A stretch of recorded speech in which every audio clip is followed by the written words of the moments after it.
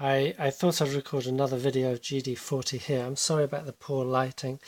And also another point to note, I had a complaint. I posted some links on Board Game Geek and some recent videos, and a gentleman quickly replied that at least two of them were inaudible.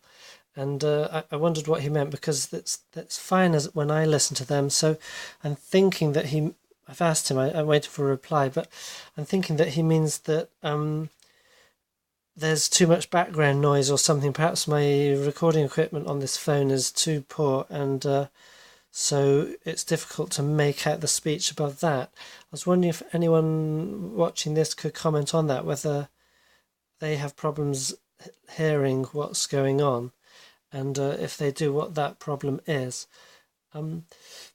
Okay, so moving on, this is an update because we're in an interesting situation. The French have just called off what they consider a successful attack.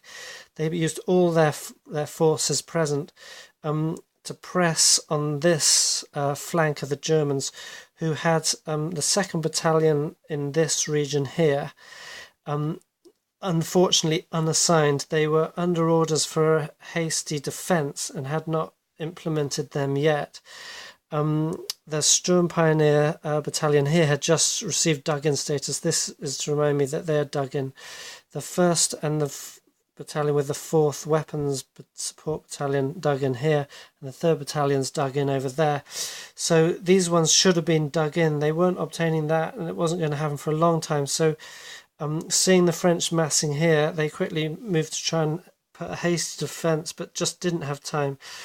The French they'd just had some reinforcements coming on here. They quickly assembled into the assembly area, and this is over the course of about an hour, and then filtered essentially through the village of Candrieres here, along this road into a woods line here, and then started pummeling the 2nd Division. Plus they brought in some tanks which were scattered around here.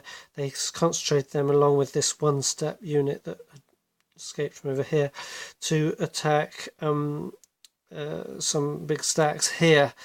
And essentially the French have been successful in the fact that, I won't show you because I'm having off camera, but off there they captured a whole company with 2 machine gun sections and a 37mm anti-tank gun they captured in those woods here, and they've caused substantial damage to many of the other units, such as 3 and 4, if not 1 or 2 step losses to them. So the 2nd Battalion, if not shattered, it is severely depleted. To minimal loss for the French, they had some losses because as they were coming across here, the Germans expended some of their, at the moment, precious artillery ammunition supply to interdict the crossings, and so the French took sort of some losses from that, a few step losses, but then they really started to take punishment when they reached the edge of the woods line. Is here. It's essentially kind of like a circular clearing here. There's 2 infantry guns here, so as soon as the French reached the edge of the woods there, those infantry guns came into action, started creating significant damage. Also some anti-tank guns here started creating damage as these tanks had moved up from here and those woods were cleared. So the French thought, okay, we'll call it a day. We're not going to get any closer without significant losses unless we expend more smoke.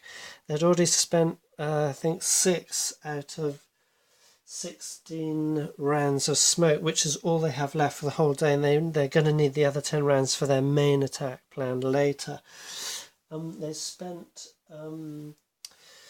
13 out of 65 high explosive rounds, so the rest of that they're going to save for their main attack. Obviously they couldn't use it once they got in close for fear of scatters onto their own forces. So they probed up here as well. I mean, the attack was intended to go right over this area. The axis of advance was kind of like that. But upon finding that these fellows were dug in, it was very difficult to lodge without a lot of preparatory bombardment, etc. They held fire and stood back, and now the units are just gradually infiltrating back. One thing the French forgot to do was to assign anyone to hold these woods, essentially because they were thinking they just wanted to debilitate. They weren't thinking of taking terrain. Now, seeing as the 2nd Battalion moved away, the French suddenly find themselves in possession of these woods, but their success orders us to move back to their line of departure so that they're safely under this cover. So quickly drawn up operations plan for the reconnaissance battalion here, which had started to join the attack. It's now been recalled in preparedness for implementing them to move in here, reinforced with 4 B1 BIS, heavy B1 BIS tanks to join them in those woods to hold that area against the 2nd Battalion immediately reforming and coming back. So that would be interesting to see what happens there. The French might have to feed some more forces back to hold that point. They should have thought about that sooner, but as we know, it's very difficult for the French to respond in a timely manner. I've been reminded of OODA loops by reading about this game on Board Game Geek, a recent thread about what games change your perspective of warfare. And this game has definitely changed my perspective of how I see warfare compared to what I've learnt from other war games. You sort of understand about OODA loops and, time entering your enemy's loop and disrupting them through greater responsiveness. But this game, you actually play it out, so you experience it and understand it rather than know it. That is great. So here's the situation. I'm just about to start the 1240 turn. The Germans are awaiting reinforcements from over here at 1400, and the French will get their last reinforcements at 1600. So we're expecting the French to kick off to take Ston itself. That is the objective which the Germans have obtained at the moment, and obviously the Germans are going to have to cling on to it tenaciously. They are dug in.